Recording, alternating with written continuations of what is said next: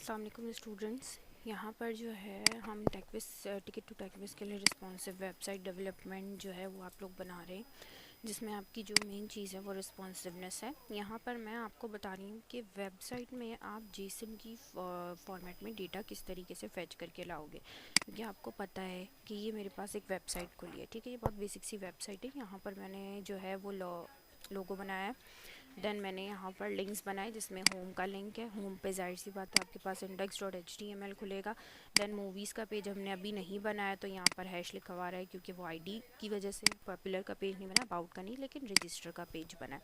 अच्छा, रजिस्टर के पेज में हम क्या दिखाएंगे कि कोई भी बंदा रजिस्टर कर रहा है तो उसका जो डेटा है वो कहाँ जाके सेव हो जाए। मेरे पास फोल्डर में एक जेसन की फ़ाइल है जिसका नाम मैंने db.json रखा है, क्योंकि हम वेब डिज़ाइनिंग के ऊपर काम कर रहे हैं। तो वेब डिज़ाइनिंग में हमें जो है वो बैकएंड की ज़रूरत नहीं है। बैकएंड हम नहीं अटैच करेंगे क्योंकि हम स्टैटिक वेबसाइट में काम कर रहे हैं। तो ऑब्वियसली हम डेटा कहाँ सेव करवाएंगे। अभी हम लोकल होस्ट पे नहीं जा रहे, हम ये काम जेसन में भी कर सकते हैं।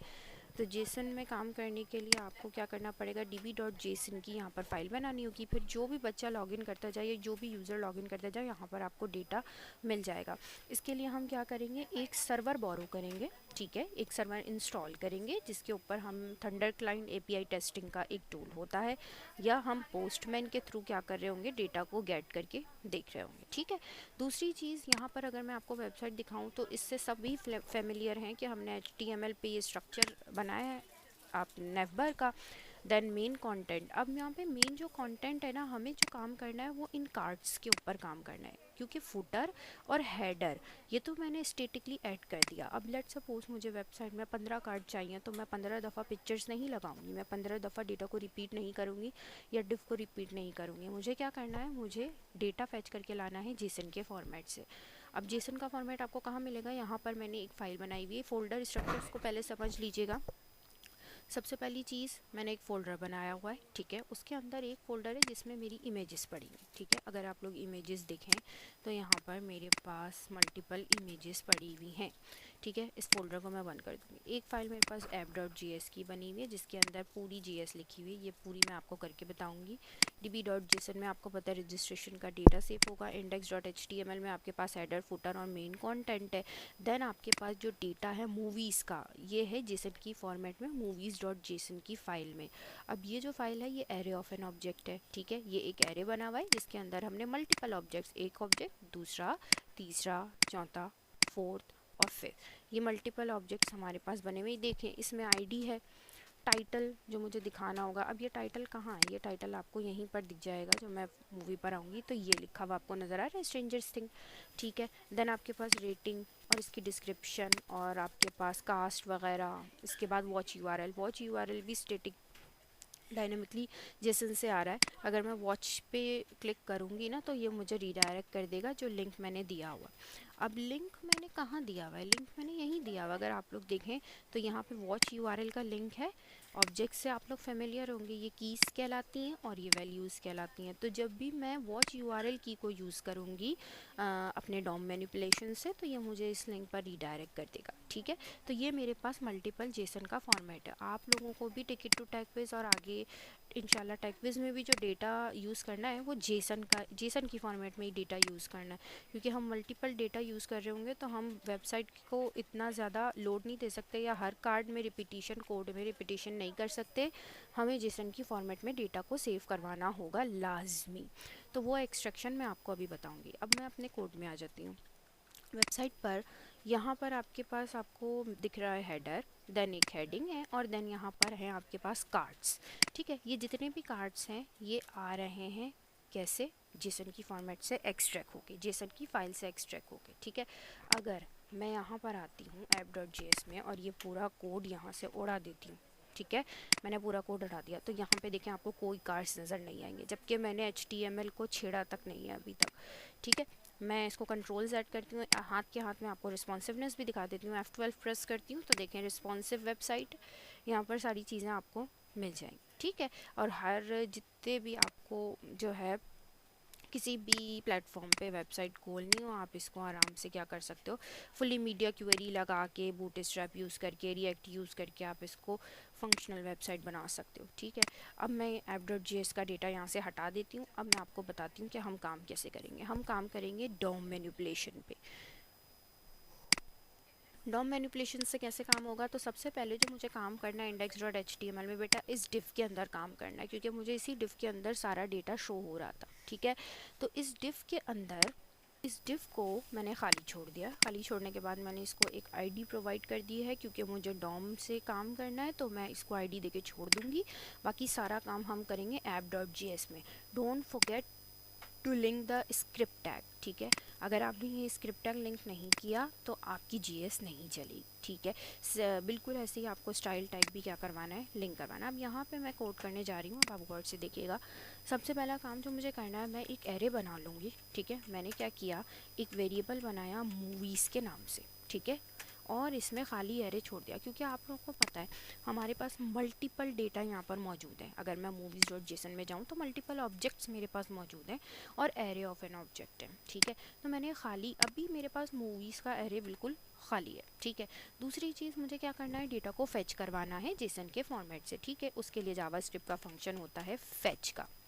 सही है, फेच का काम क्या होता है, ये डेटा को आपको ला कर देता है, डेटा को फेच करता है और कोई ना कोई रिस्पांस पास करता है। ठीक है, कोई ना कोई रिस्पांस देता है आपको।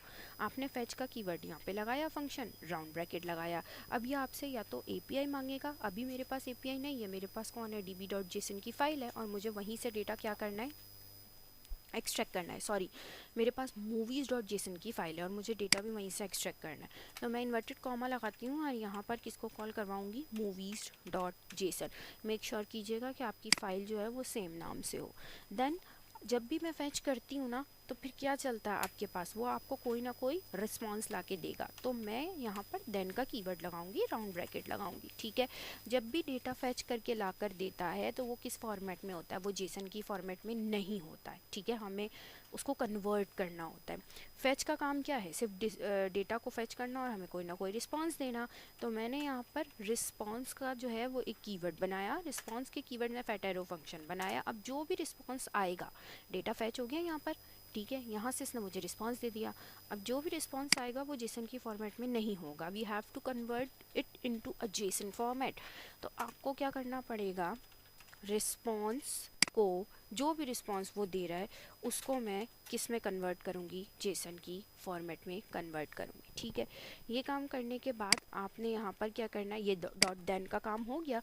देन फिर वो अब जो आपको डेटा लाकर दे रहा है वो जेसन की फॉर्मेट में मौजूद है। ठीक है, लेट सपोज अगर मैंने यहाँ से पहले वाली मूवी का डेटा फैच करवाया, तो पहले जब वो रिस्पॉन्स के अंदर आया वो जेसन की फॉर्मेट में नहीं था, अब वो जेसन की फॉर्मेट में कन्वर्ट हो चुका है। उसके बाद ये क्या करेगा, दोबारा देन लगाएंगे, राउंड ब्रैकेट लगाएंगे। अब मैं क्या करूँगी, मेरा जो भी डेटा है फॉर्मेटेड जेसन में, उसको मैं डेटा नाम के वेरिएबल के अंदर सेव करूँगी। ठीक है, फैट एरो फंक्शन चलेगा और यहाँ पर आप क्या करोगे, ये जो ऊपर मैंने मूवीज़ का खाली एरे बनाया ना, इसको मैं बराबर कर दूँगी किसके, डेटा के।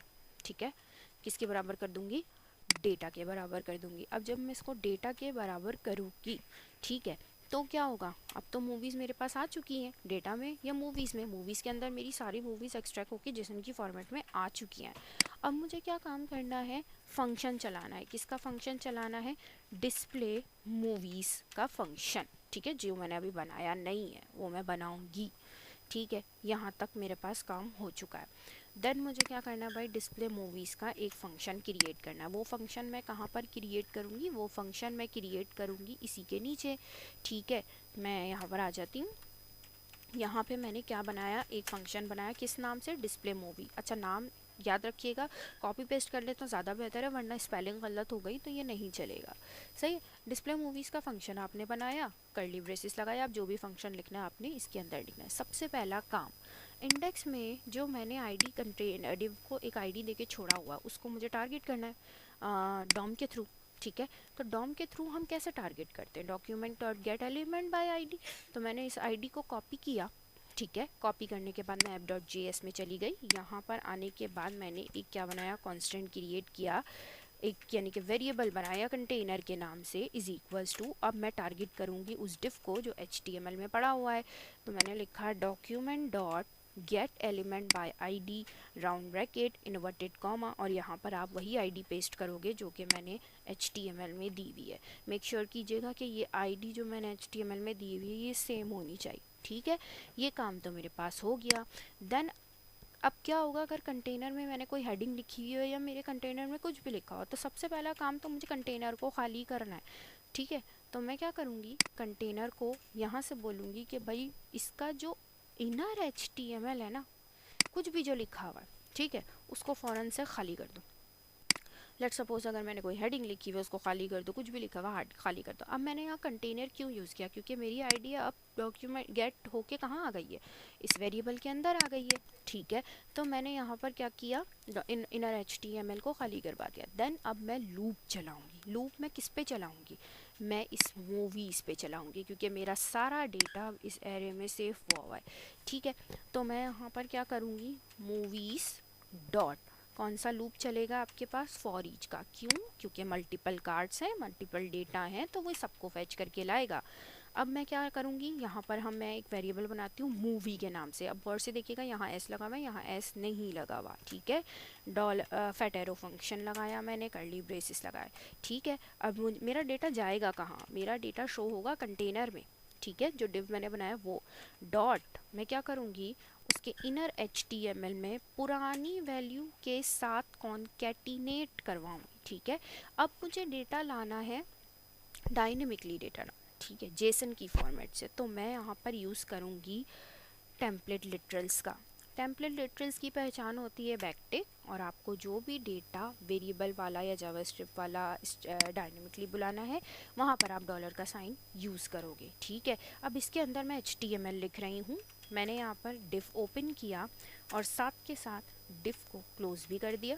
ठीक है, डिफ को क्लोज करने के बाद जो पहली चीज़ मुझे यहाँ पर क्या करना है, इसको मैं क्लास दे रही हूँ। अब देखिए मैं क्लास क्यों दे रही हूँ, क्योंकि मैंने CSS में पहले से क्लास दे के रखी है। तो मैंने इसको क्या क्लास दे दी, कार्ड के नाम से क्लास दे दी।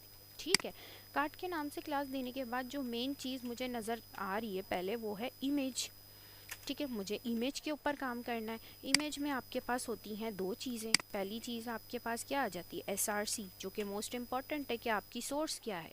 इन्वर्टेड कॉमा मैंने लगाया। ठीक है, अब मुझे जो SRC चाहिए ना, वो चाहिए इस movie.json के अंदर से। ठीक है, ये movies.json को अगर मैं देखूँ तो मुझे SRC इसके अंदर से चाहिए और डायनेमिकली चाहिए। अगर पहली मूवी स्ट्रेंजर थिंग है तो ये स्ट्रेंजर थिंग की ही मुझे क्या ला कर देगा, क्या ला कर देगा ना, क्या था पहली चीज़ हमारे पास, app.js में देख लेते हैं, हाँ, सोर्स यानी कि इमेज ला कर देगा। अब स्ट्रेंजर थिंग की जो इमेज है ना, वो यहीं कहीं पड़ी हुई होगी। ठीक है, वो यहीं कहीं पड़ी हुई होगी db.json में, movies.json में अगर हम देख लें तो ये स्ट्रेंजर थिंग और इसकी इमेज पड़ी हुई है पोस्टर इमेज की के अंदर। तो मैंने इसको कॉपी किया यहाँ से। ठीक है, कॉपी करने के बाद मैं चली गई app.js में और मैंने यहाँ पर यूज़ करना है इस इमेज को। अब गौर से ज़रा देखिएगा, मुझे ये बुलाना है डायनेमिकली। मैंने यहाँ पर डॉलर का साइन लगाया और इसके साथ करली ब्रेसिस लगा दी। टेम्पलेट लिटरल्स में जो चीज़ आपको डायनेमिकली कॉल करवानी होती है, आप क्या करते हो, डॉलर का साइन लगाते हो, करली ब्रेसिस लगा के इसको ऐड कर सकते हो। अब भाई मैं ऑब्जेक्ट नोटेशन पर काम कर रही हूँ। मेरा सारा डेटा कहाँ मौजूद है, मेरा सारा डेटा इस मूवी के अंदर मौजूद है। अगर आप गौर से देखोगे तो ये मूवी अभी लाइट हो रही है ना, इसका मतलब मैंने अभी यूज़ नहीं किया। मैं डेटा को बोलूँगी कि भाई मूवी के अंदर जाओ। अच्छा, यहाँ से कर्ली ब्रेसेस हट चुका है, सॉरी। मैं इसको बोलूँगी कि मूवी के अंदर जाओ। ठीक है, और डॉट लगा के मैं इसको एक्सेस करूँगी। सही है, डॉट लगाया और इसको एक्सेस करूँगी। मेरी जो की थी उसका नाम था पोस्टर इमेज, तो मैंने यहाँ पे क्या कर दिया, पोस्टर इमेज लिख दिया। अब मैं अपनी वेबसाइट पे जाती हूँ तो देखें, नज़र आ रहा है आपको, इसने फॉर ईच का लूप चलाया और जेसन से डेटा एक्सट्रैक्ट करके सबकी इमेजेस मुझे दे दी। क्यों सिर्फ इमेजेस दी, क्योंकि अभी मैंने सिर्फ इमेजेस के ऊपर ही काम किया है। ठीक है, अब मुझे चाहिए होगा ऑल्टरनेट का टैग। सही है, ऑल्टरनेट का टैग होता है ना कि अगर इमेज आपकी लोड ना हो तो क्या दिखाए। तो आपने क्या किया, सेम वही काम हमने वहाँ किया था, सेम यही काम हमने यहाँ भी करना है। डॉलर का साइन लगाना है, कर्ली ब्रेसेस लगाने, और इसके अंदर मैं क्या बोलूँगी कि भाई मूवी के अंदर डेटा पड़ा हुआ है डॉट, और उसमें से मुझे क्या ला के दो, मूवी का टाइटल। ठीक है, मूवी का टाइटल। तो ये आपके पास आ जाएगा। चलें भाई, इमेज का काम हो गया। उसके नीचे मुझे अब चाहिए H2, ठीक है, क्योंकि मुझे टाइटल दिखा रहा है।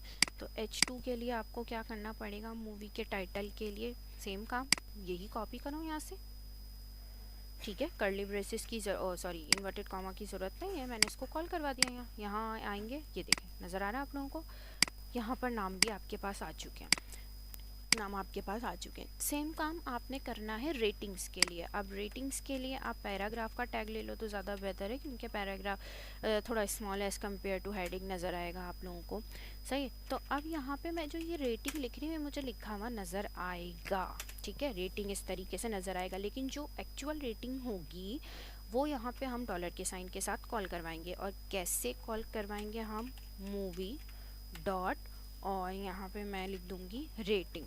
ये कीज़ याद रखिएगा, ये वही कीज़ है जो movie.json में मौजूद हैं। ये नज़र आ रही है आप लोगों को, ये वाली कीज़ ही यूज़ करें। मैंने टाइटल यूज़ किया, टाइटल ये रहा, रेटिंग यूज़ की, रेटिंग ये रही, ठीक है। तो मैं अब यहाँ पर आती हूँ तो आपको रेटिंग्स भी नज़र आ रही होंगी, ठीक है। रेटिंग के बाद डिस्क्रिप्शन पर काम करना है। तो डिस्क्रिप्शन के लिए हम जल्दी से क्या करते हैं, यहाँ पर इसी को मैं ऑल्ट शिफ्ट आउट एरो से कॉपी पेस्ट करती हूँ। देन मुझे कास्ट भी चाहिए होगी, देन मुझे कैटेगरी भी चाहिए होगी, ठीक है। तो रेटिंग, अब ये रेटिंग का तो मेरे पास काम हो चुका है। रेटिंग के बाद मुझे चाहिए होगी मूवी की डिस्क्रिप्शन। तो मूवी की डिस्क्रिप्शन के लिए मैं यहाँ से क्या लिख दूँगी, डिस्क्रिप्शन, सही। अच्छा, इसको देखते हैं डिस्क्रिप्शन, ये देखें डिस्क्रिप्शन भी मेरे पास आ चुकी है। तीसरी चीज़ जो मुझे चाहिए होगी बेटा, वो चाहिए होगी कास्ट। तो कास्ट के लिए ना मैं यहाँ पर एक स्ट्रॉन्ग का टैग ओपन करी हूँ, ठीक है। एक मैंने स्ट्रॉन्ग का टैग ओपन किया और उसके अंदर मैंने लिख दिया कास्ट, और स्ट्रॉन्ग के टैग को मैं यहाँ पर क्लोज भी कर दूँगी, सही है। मूवीज़ डॉट रेटिंग पे जाके मैं इसको बोलूँगी कास्ट, ठीक है। यहाँ पर आती हूँ तो आप देखोगे यहाँ पर आपको कास्ट भी नज़र आ रही होगी, ये नज़र आ रही है ना आप लोगों को कास्ट, ये। देन आपके पास बची कैटेगरी। तो कैटेगरी के लिए मैं इसको ही ऑल्ट शिफ्ट डाउन एरो कर लेती हूँ, कॉपी पेस्ट, ठीक है। और यहाँ पर हम इसका नाम दे देंगे कैटेगरी। सेम काम आपने यहाँ पर भी, नाम आपने यहाँ पर देना है कैटेगरी, और इसको मैं यहाँ से हटाती हूँ, ठीक है।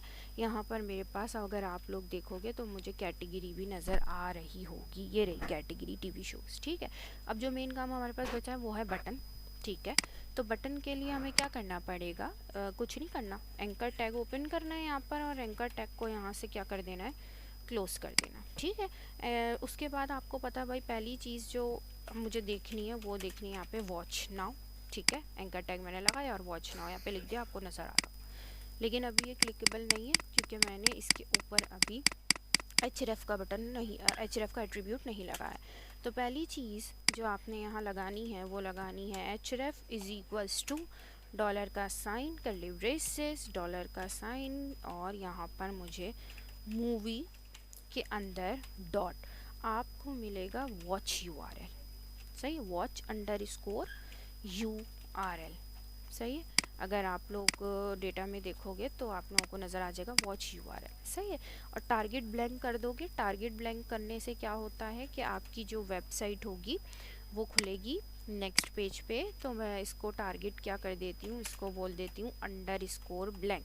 इसमें कोई नई चीज़ नहीं है, आप सब फर्स्ट सेमेस्टर में ये सारी चीज़ें पढ़ कर आए हो। बस जावास्क्रिप्ट में हम इसको टेम्पलेट लिटरेल्स के अंदर लिखते हैं ताकि हम डायनेमिकली डेटा को क्या करवा सकें, कॉल करवा सकें। आ जाते हैं अपनी वेबसाइट पर, और वेबसाइट पे आके मैं यहाँ पे वॉच नाउ के ऊपर क्लिक करती हूँ तो देखिएगा यहाँ पर आपके पास क्या होगा, पेज खुल चुका है, ठीक है। यहाँ पे आपके पास क्या खुल चुका है, पेज ओपन हो चुका है, सही है, ठीक है। तो यहाँ तक हमने वेबसाइट देख ली, रिस्पॉन्सिवनेस भी आप लोग देख सकते हैं, सारी चीज़ें यहाँ पर जो है वो मैंने लगा दी, ठीक है। तो ये आपको जेसन से इसी तरीके से अपनी टिकट टू टेकविज़ की वेबसाइट या फिर आपको टेकविज़ की वेबसाइट में ये चीज़ें करनी होंगी। Thank you.